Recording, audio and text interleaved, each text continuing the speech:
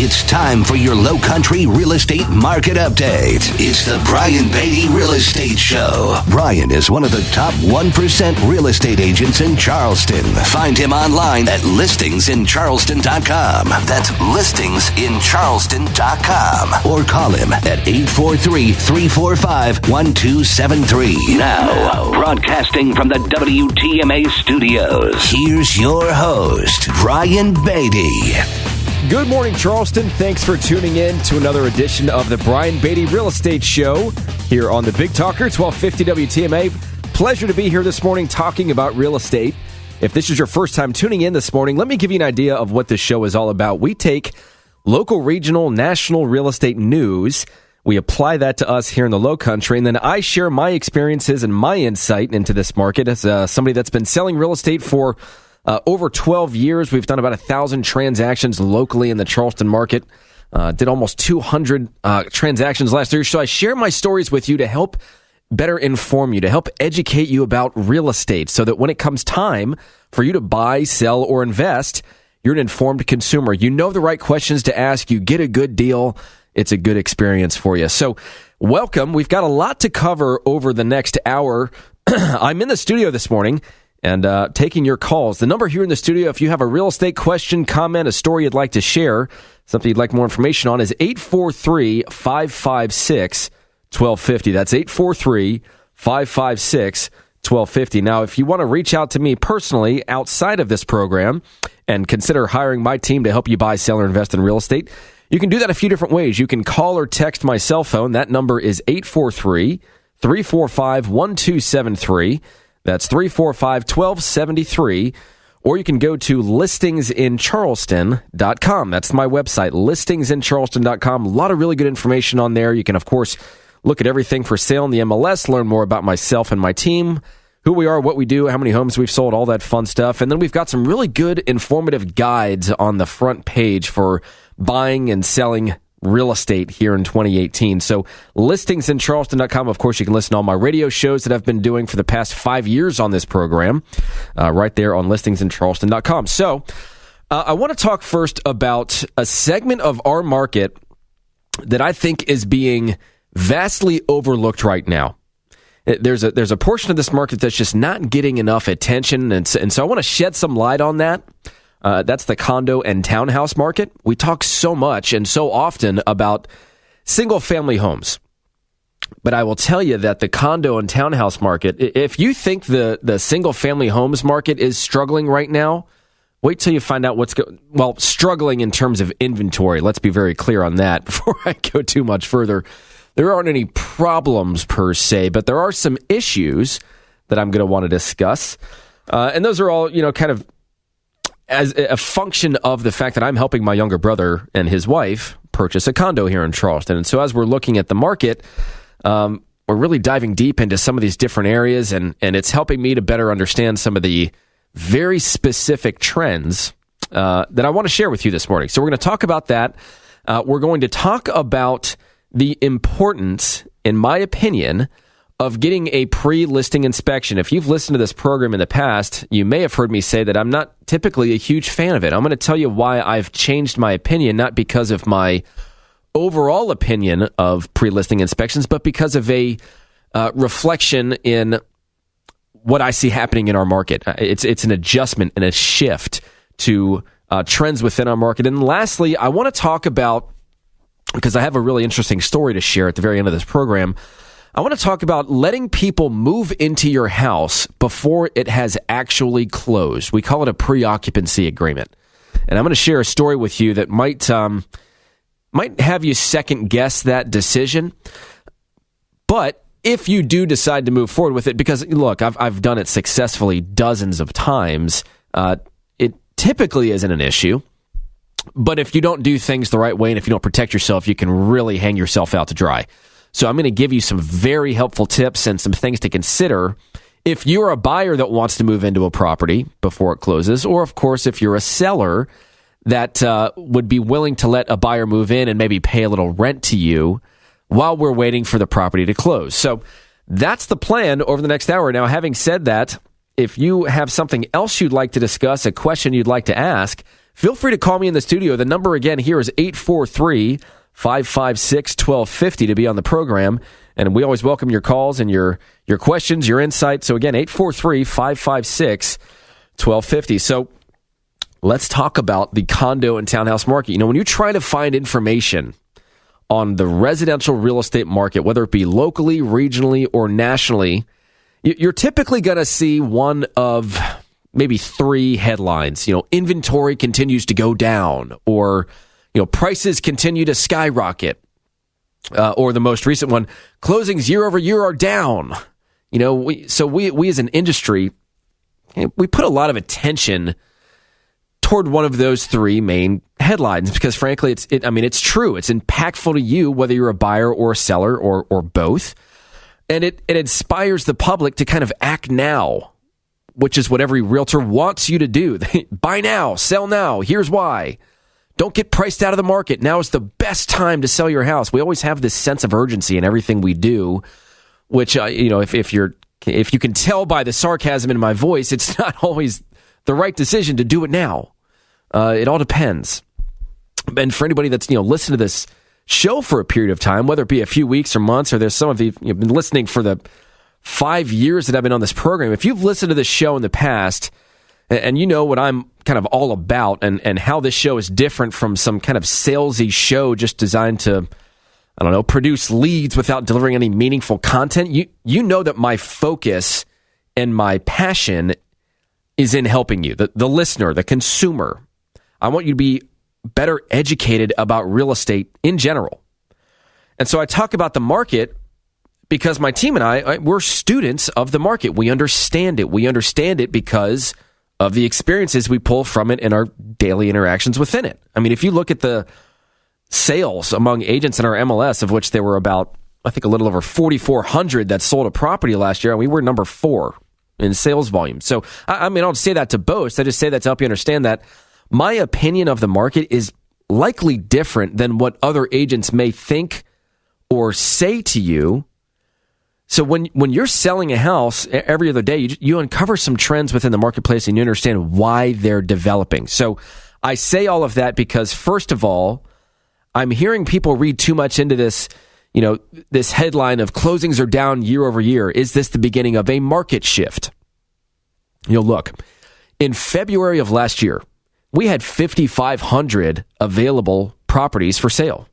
At the end of last month, at the end of February, we had a little over 4,900. That was about an 11% decrease in available inventory of homes for sale. And despite that lack of inventory, last month we had almost 1,700 pending sales, meaning properties that were under contract. If you look at February of last year, we had a little over 1,500. So despite having nearly 600 less properties available to choose from, we managed to put about 150 properties more under contract than we did last year. But that's not the major headline. Everyone's focused on closings. And so, in February of last year, we sold about 1,300 properties. Last month, we sold a little over 1,100. So it was down about 12% year over year. So everyone's seeing that, and they're starting to read into things. They focus on they really tend to focus on the monthly comparison from one year to the next as if it's some sort of accurate representation of the overall market. It's not. If you look at the year-to-date stats, which I find to be more important and meaningful, closings are only down 3% overall. And yet we still have 3% more pending contracts than we did year-to-date in 2017. So the issue isn't that the market is shifting because we're down 12% in closings last month compared to February of last year. The issue is that we just have less properties to choose from, which is just going to create less closings because of fewer options. And yet we're still putting more homes under contract than we did last year. So that's issue number one. And that's something I kind of wanted to get off my chest because people, I think, tend to see these headlines and they're kind of led down this path of, oh, wow, well, maybe this market is shifting. And that's really, again, one of the passions of this program is to ensure that you fully understand and can separate the buzz from the fact. So that's kind of issue number one. Issue number two And by the way, we're talking about residential real estate. If you're just joining the program, and I am in the studio, I'm live, I'm sitting right here. If you want to call in and ask me a question, you've got about 45 minutes left to do so, and we encourage your calls. Any question you'd like to ask about residential real estate, any stories you'd like to share, the number here, 843-556-1250. So that was issue number one, is just this whole, year-over-year comparison of closings being down. And I really just kind of throw that out because, frankly, we've got more properties under contract this year than we did last year. And the second issue that I want to talk about, which I'm not really finding any real, documented information or insight into, is the condo and the townhouse market. And that's something that I want to talk about for a while on this show this morning, because, if you think inventory is an issue in the single-family home market, just wait until you see what's going on with condos and townhouses. No one's really talking about this, and I'm going to get to that in just a minute. I'm actually going to go to the phones. Susan, how are you this morning? I'm great. How are you? I'm doing well, thanks. Thanks for calling in. How can I help you? My husband and I live in Hollywood. We've been in this house for 3.5 years, and our plan is for him to retire and move. We want to move back to the upstate. We lived on James Island for 35 years, but we really fell in love with the upstate. So we're going to be anxious to get out of this brick ranch in Hollywood. So my question is, it needs new windows. The windows are original to the home. It was built in 1950. It needs a new breaker box. It doesn't have electrical problems, but it kind of has a scare factor with the breaker box. So when you're anxious to get out, is it best to make the improvements and hope you get a little bit more money, or do we kind of concede on the price and say we'll sell it way below market value because we took $10,000 off knowing that it needs new windows and a breaker box? That is such a good question, Susan, and that is the exact type of thing that I love getting on this program. So let me kind of dissect this for you really quickly. When you sell your house, you fill out a document called a property condition disclosure statement, and that document is required by South Carolina law, and it's designed for the seller to document any known deficiencies in the house. If anything is currently, wrong, something needs repair, something is broken, it needs to be fixed, it has to be disclosed. So let's go to the breaker box as an example. Do you have any electrical issues? No. Okay. We run a dishwasher, a washing machine. We don't flip breakers. We've never had anything go out. It's just every time, we have a light fixture replaced or something, the electrician will say, you got one of those old breaker boxes. Well, fine, but nothing bad has happened so far. Exactly. And so here's the point I kind of want to make as it relates to the breaker box. When you get an inspection, that inspector may say on his report that the breaker box is older, and maybe you've got some older wiring, and maybe you've got some double tap breakers, whatever the case is. If the fact of the matter is the electrical system in your house is working just fine, you as a seller are not required, nor is it perceived as a repair, to make upgrades to something to bring it in line with current code. So you as a seller are not required to upgrade your house to conform to today's code requirements, if that makes sense. So with the breaker box as an example, I wouldn't do anything with that. Now, they're going to get an inspection. They're going to know that it's older. You might give them a little bit of a break on the price, but not much. And I'd be willing to bet, and these are kind of the things we go through when we consult with our clients, but I'd be willing to bet that we could give that buyer a little bit of a discount on that particular item. And the discount, whether real or perceived, would be less than the cost of putting in a new breaker box or updating the electrical systems in your house.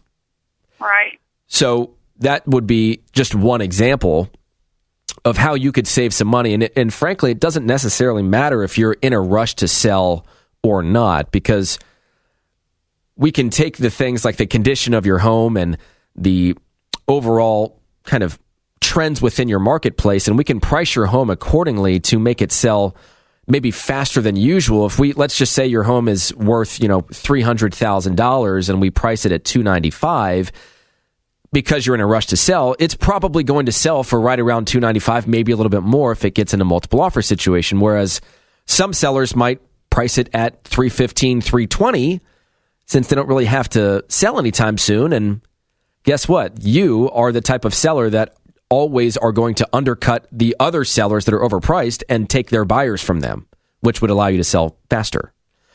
Right. So it all just kind of plays into the strategy, but into things like windows, are the seals broken or are they just older looking?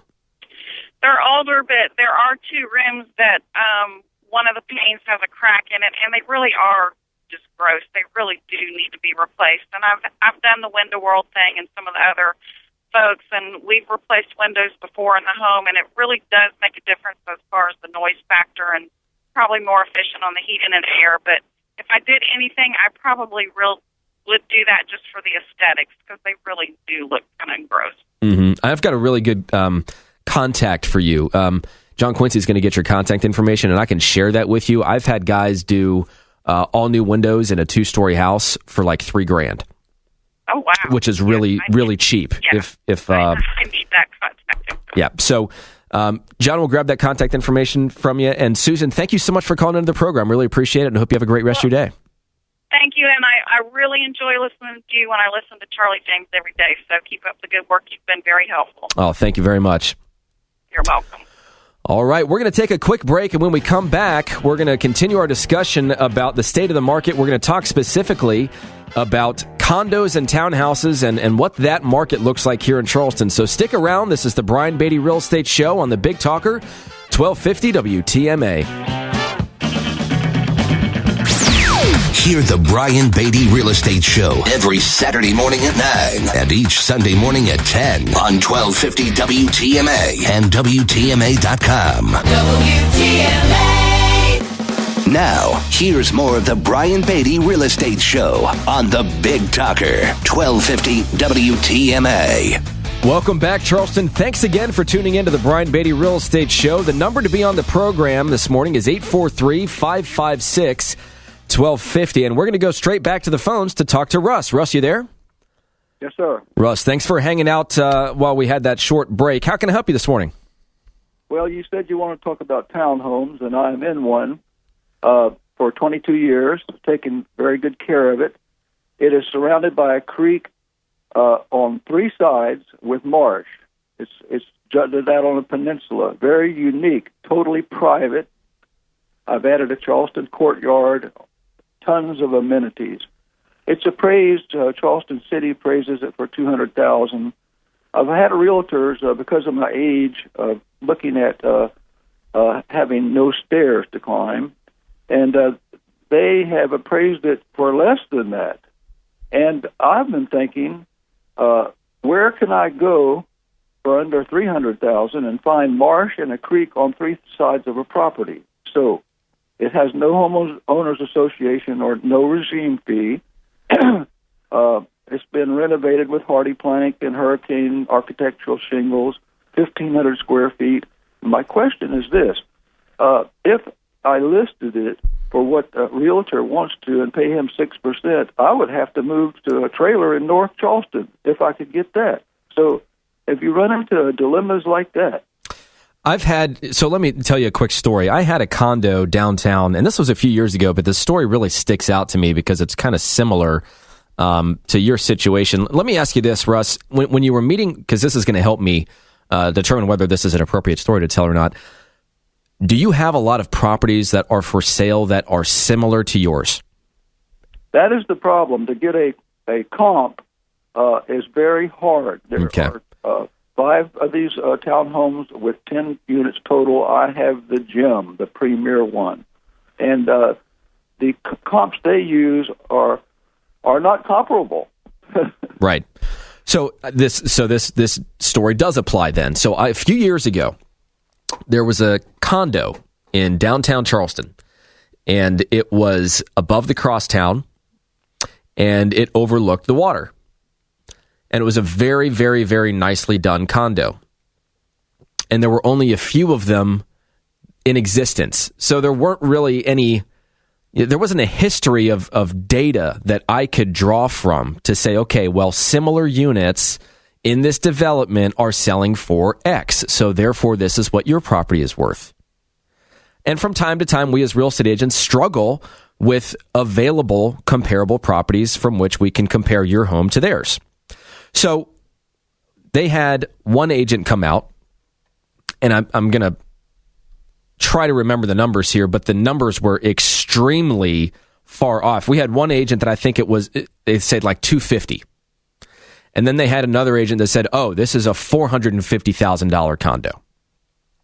And then I was the third call that seller made.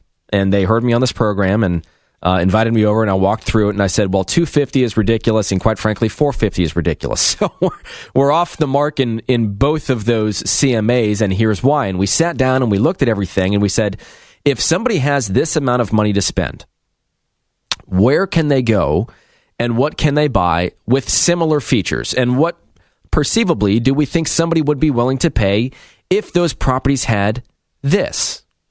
And so it's a little bit of a guessing game, but you really have to kind of understand how buyers think and the value that they place on certain things and certain locations and certain properties to arrive at a price that the market will bear when there is a lack of available comparable properties to analyze your property value. Am I making sense? So I think they got rid of the first two real estate agents and said, okay, those don't sound accurate. We listed it. I think I listed it for $375, and I think we sold it for $365.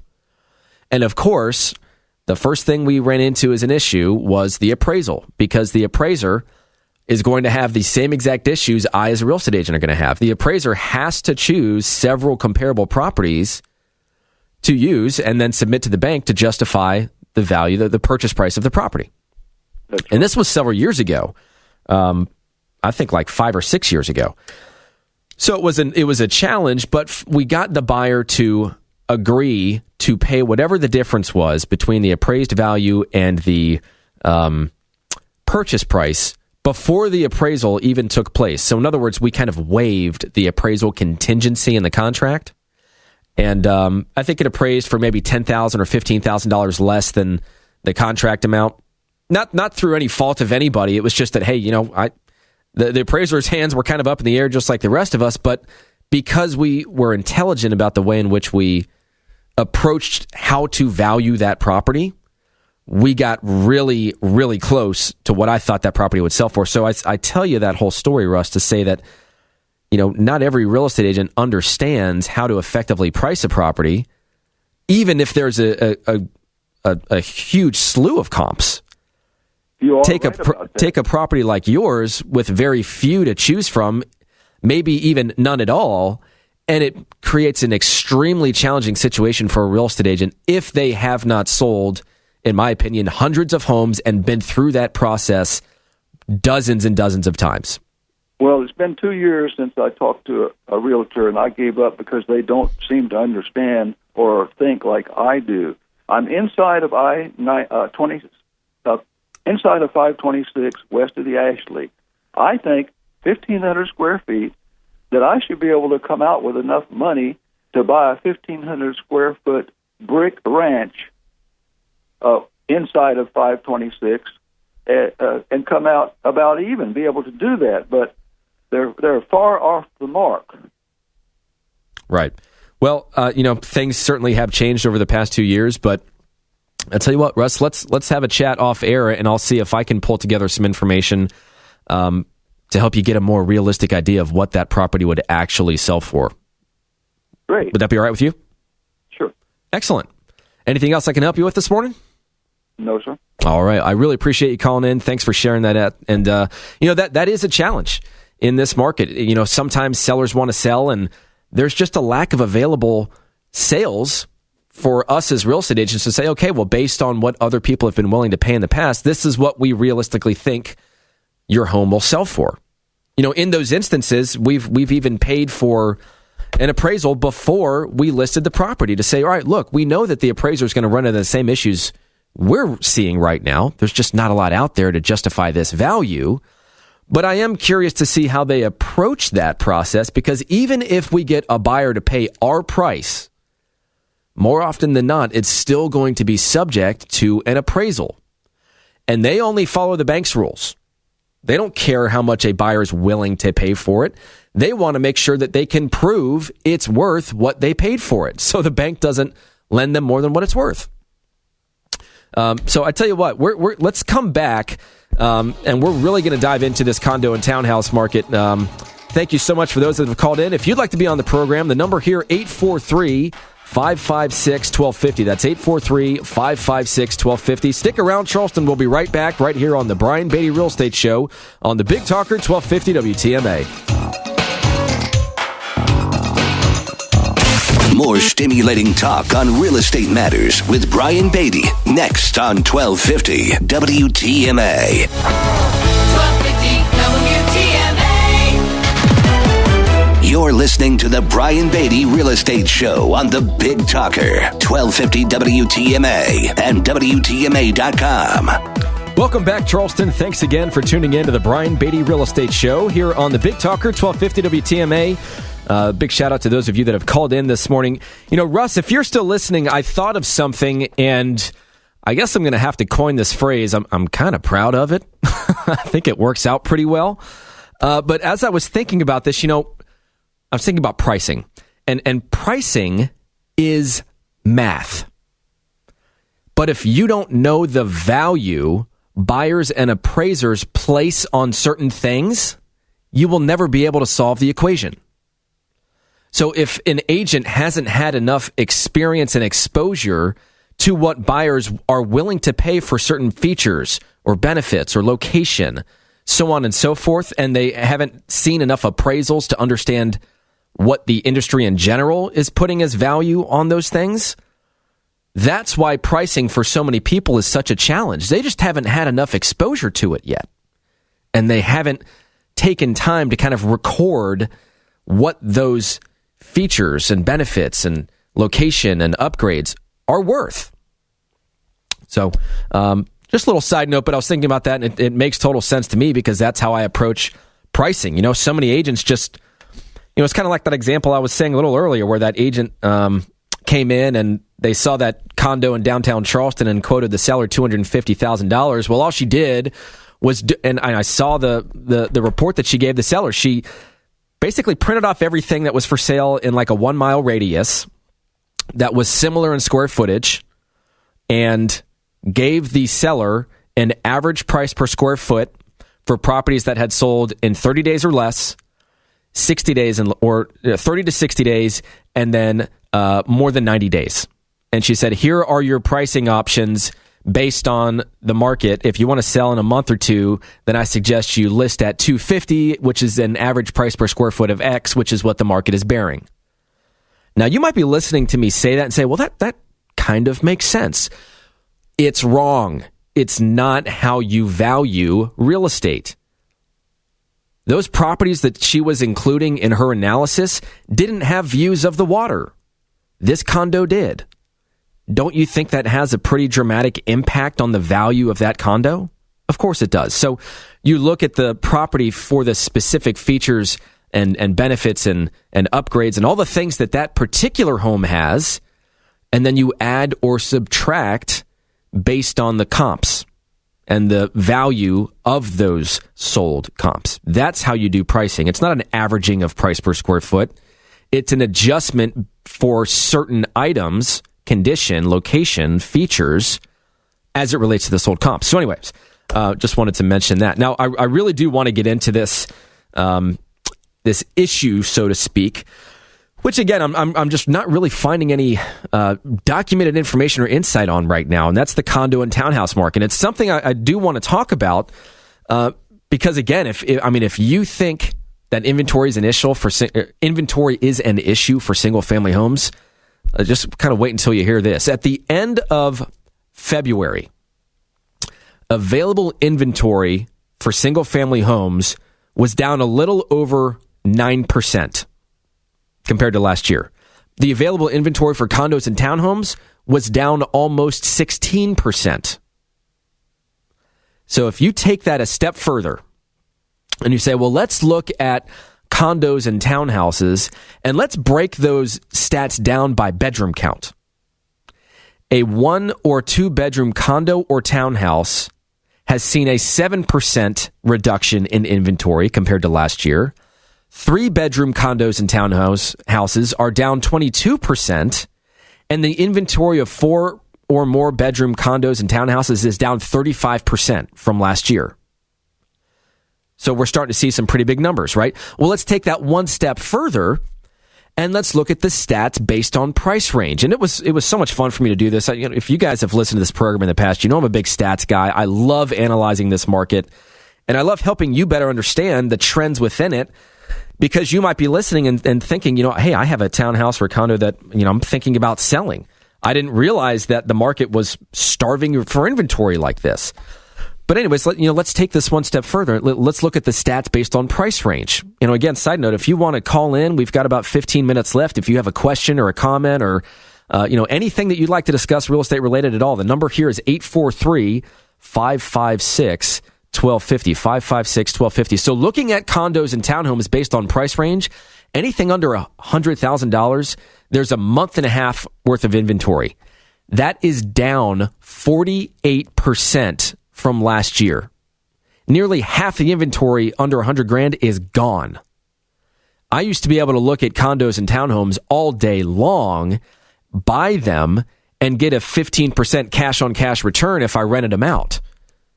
Not so much anymore. Prices have gone up to the point where it's challenging to find them. $100,000 to $150,000, we have 1.3 months worth of inventory. That's down 46% from last year. $150,000 to $200,000, 2.2 months of inventory, down 4%. $200,000 to $300,000, 2.3 months worth of inventory. That's down 23%. And it's not until you get, $300,000 and above that we see about 7 months worth of inventory, which is down 4%. But you have to exclude some of those really expensive condos and townhouses, downtown, Isle of Palms, Folly Beach, Daniel Island, Mount Pleasant. But the basic condo and townhouse market up to about $300,000 has 2 months or less worth of inventory, which is an extreme scarcity. I mean, overall, there were a little under 450 condos and townhouses available under $300,000. In February of last year, we had almost 600. So inventory up to $300,000 is down about 25%. That's a huge number.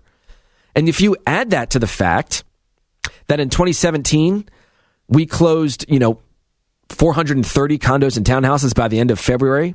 And so far this year, we've sold 369. It's pretty easy to see that we as a market, we're just flat out starving for new condos and townhouses to hit the market.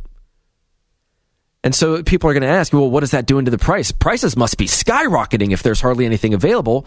Well, the median sales price of condos and townhouses is only up 3% year to date. If you compare that to single family homes that are up 6% year to date, we need inventory so badly that it's actually pulling people away from purchasing a condo or townhouse and forcing buyers to consider single family homes because there's hardly anything available. So if you own a condo and you want to sell it, please contact me. I am sure there are a ton of realtors in our market just like me that are working with buyers that want to purchase a condo or a townhouse, and they're just frustrated at the lack of inventory. I mean, if you were to call or text me at 843-345-1273, that's 345-1273, or go to my website, listingsincharleston.com. That's listingsincharleston.com, and just tell me about the property you're interested in selling. I am almost certain either I myself have a buyer for you, or I can very easily find other agents representing a buyer looking for a property just like yours. And I know this because whenever we list a condo or a townhouse for sale, it just flies off the market. And we're left with a bunch of these buyers and agents as well that say, hey, if you have anything else similar to this or in this general price range, let me know before you list it for sale. So, I mean, if you're considering selling your condo or townhouse, I would very seriously consider allowing my team and I to just try and match you up with a buyer first before it even hits the market, even if it's currently rented. So many of these buyers have had to, make alternate plans like extending their lease or moving in with their parents or a friend. That they're willing to let your tenants stay through the duration of their lease. Or we've had a bunch of instances lately where a buyer will basically buy out a tenant. They'll buy out a portion of their lease by offering to pay for their moving expenses, plus, let's say a free month worth of rent in their new place. Or maybe the seller is desperate to sell it because they've wanted to sell their condo or townhouse for a long time, and they've kind of become this accidental landlord. They've moved into a single family home now. They're stuck with this condo, and because prices have gone up, they're finally in a position where it's worth enough for them to be able to sell it, but they're stuck with a renter. I'm here to tell you that there is a medium. There is a middle ground that the buyer and the seller can find. And if I were a seller, I would very seriously consider taking advantage of the state of the condo and townhouse market right now. Now, if you're someone that wants to purchase a condo, a townhouse, or even a single family home for that matter, aside from, kind of encouraging listeners of this show to inform us of their upcoming listing, we do have access to what we refer to in the industry as shadow inventory, which are the public, they're the properties that will be available for sale sometime soon. They're just not listed in the MLS, and they aren't made publicly available yet on the websites you typically use to search for available properties like Zillow or Trulia or Realtor.com. So on our team, we saw that inventory was going to be an issue several years ago. And we started working very hard on building a database of people that would buy if they could find what they were looking for, and or would sell if we brought them a qualified buyer.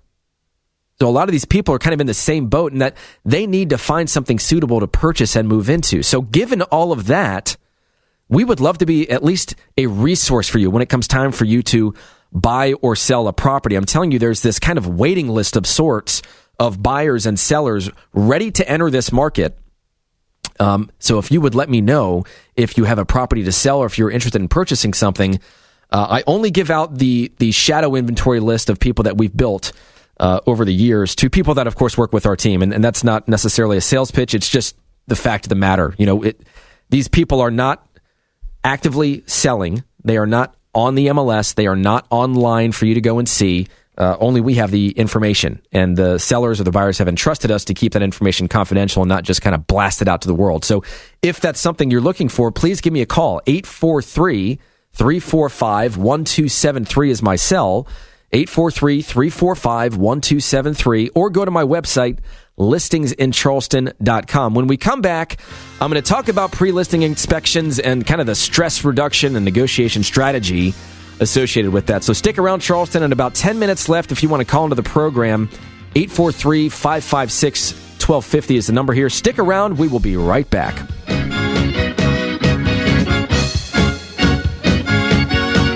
Have a real estate question? Ask Brian Beatty. Send him an email, lowcountryhomesales@gmail.com. The Brian Beatty Real Estate Show is on 1250 WTMA. Now, the Brian Beatty Real Estate Show continues on Charleston's Big Talker, 1250 WTMA. Welcome back, Charleston, to the last few minutes of the Brian Beatty Real Estate Show here on the Big Talker, 1250 WTMA.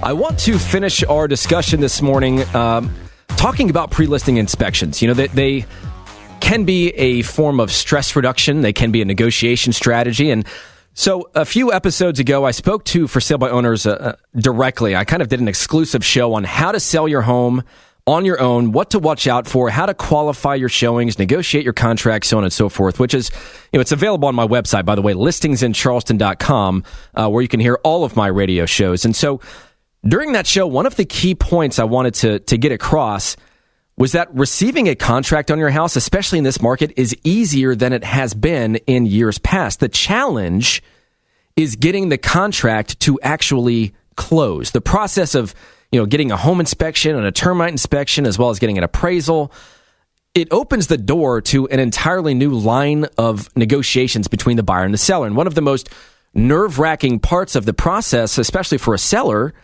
is the home inspection. Now, you as a seller may think your home doesn't have anything wrong with it. I mean, at least based on what you can visually see and based on just living in your house day in and day out. But inspectors are experts at finding issues with your home, both big and small. And while the big ticket items like your roof and your HVAC, your plumbing, your electrical, your windows, all the big mechanical portions of your home, those obviously can mean big bucks in the form of repairs. So can a very long list of smaller things. The small things can not only rack up to serious bucks, but it can also be deflating to a buyer. I mean, after the honeymoon phase of finding a house and they want to live in it and they're just so excited about it, they're kind of brought back to reality when it comes time for them to review the home inspection. And it depends a lot on the inspector and their agent too. I mean, some of these reports can have a seriously negative impact on the excitement the buyer has for your home, which is never good. So it can cause them to feel a little overwhelmed. What if the seller doesn't want to fix all this stuff? I don't know how to fix this stuff. I'd have to pay somebody to do it. Is it still worth it to buy this house, or am I just getting in over my head? Or maybe they think for the price I paid for this house, there shouldn't be any issues, or at least very few. And if I have to hire a professional contractor to fix it all, I'm not only going to want to be compensated for that cost, but I'm also going to want to be compensated for my time and inconvenience. So how do you, as a seller, avoid that kind of nervous, stress-induced feeling that comes with the fear of the unknown when you have your home inspected by a buyer? The answer is to get a pre-listing inspection. And so some of the great things about getting a pre-listing inspection, and I will say in full honesty that there were times in our market where I was not a huge fan of pre-listing inspections. Not that I had any issue with them, I just didn't think it was necessary. But what's happening in our market now is that because it is such a seller's market, buyers are kind of giving the seller the price that the sellers want, making the sellers feel like they've won the negotiation. And then as soon as they get that inspection, they are beating you up with it. So when you get a pre-listing inspection, it allows you to fix things at costs that are acceptable to you rather than getting gouged by a buyer's contractor. When the buyer walks through, first of all, they're going to find a contractor that's probably not the cheapest, option for you to get these things fixed. And on top of that, the contractor doesn't owe you anything. In fact, they're probably going to try and fluff their quote a little bit. I mean, I know that sounds a little sketchy, but they do it. It happens. I see it all the time. They're going to charge you, more than what they're going to charge the seller more than they would charge the buyer. I'll just put it that way. So you as a seller get to control the cost. You also get to use it as a marketing tool to help justify your price. You get to then show buyers that, look, I have done a pre-listing inspection. Here are the things I have fixed. It helps them create and maintain peace of mind, not just for the buyer, but for you, the seller, as well. And so one of the things we do on my team, at least now in this market, having experienced too many buyers trying to take advantage of sellers once their home is under contract by beating them up over the home inspection, is our team is now offering to pay for your pre-listing inspection if you hire my team to help you sell your home this year. And we do that to identify pitfalls to the sale, to formulate a plan based on your budget. And we get to use, our contractors, my handyman. We get to control costs. And in a lot of instances, we get to determine that an issue that's kind of reported by a home inspector isn't actually an issue. We just get the contractor to write a letter on company letterhead with their license number saying this is not an issue. We've reviewed it and it's not a problem. And a lot of inspectors will say on their report, recommend review by a qualified contractor, because that's not what the inspector's job is. The inspector's job isn't to suggest repairs necessarily or how to do them. It's just to identify the issue.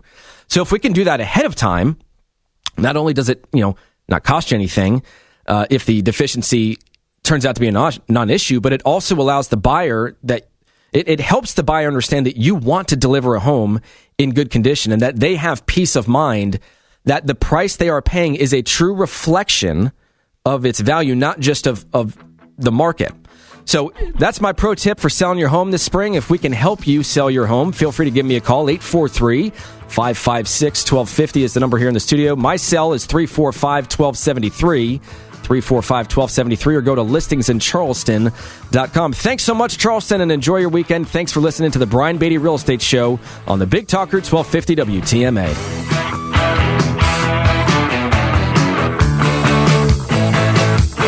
Join us for another edition of the Brian Beatty Real Estate Show next Saturday morning at 9 and Sunday morning at 10. Contact Brian Beatty online at listingsincharleston.com. That's listingsincharleston.com. Or call him at 843-345-1273. 843-345-1273.